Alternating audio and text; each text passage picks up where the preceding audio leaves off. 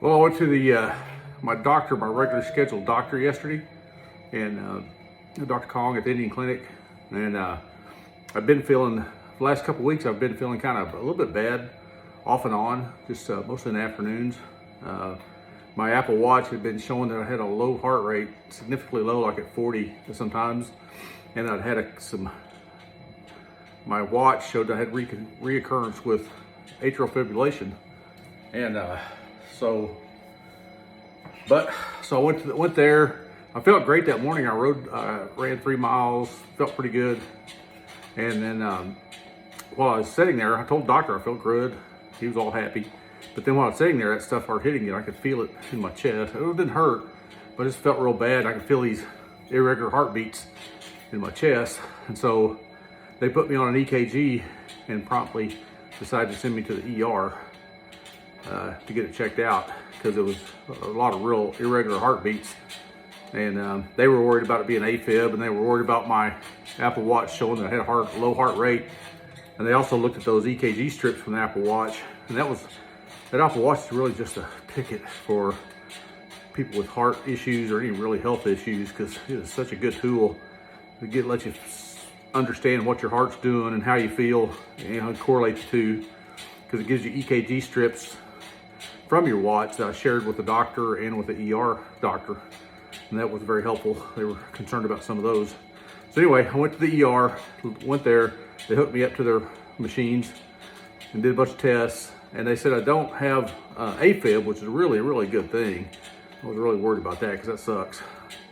But I do have what they call PVCs, which is Premature Ventricular Contractions, I believe that's called. And where basically extra heartbeats, they're thrown in there. There's quite a few of them sometimes. And so they were concerned about that, especially with a number of them. They looked at my past EKGs I'd brought in from my Apple Watch. And sometimes it's just a nice normal sinus rhythm, but a lot of other times when I'm feeling bad, this is a bunch of these PVCs. And so they're concerned about that, what's causing it. So they said the low heart rate was not accurate because those PVCs are counted as heartbeats, and the PVCs are so strong they count as a heartbeat versus your regular heartbeat.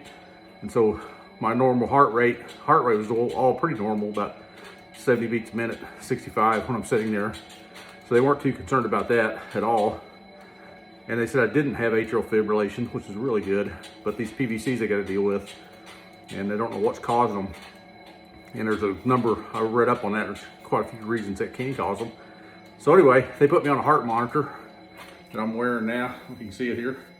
This little thing I got to wear for 48 hours.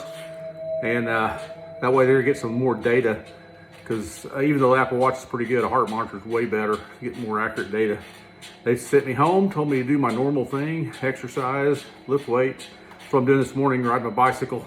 We get about 20 miles in and before work. And then I'm gonna go lift some weights, which I've been doing here lately. And then a couple days, they'll have me come in and analyze it and see where we're at there. Most days, like this morning, I feel fantastic. But in the afternoon and mid-morning, sometimes I'm not feeling so good.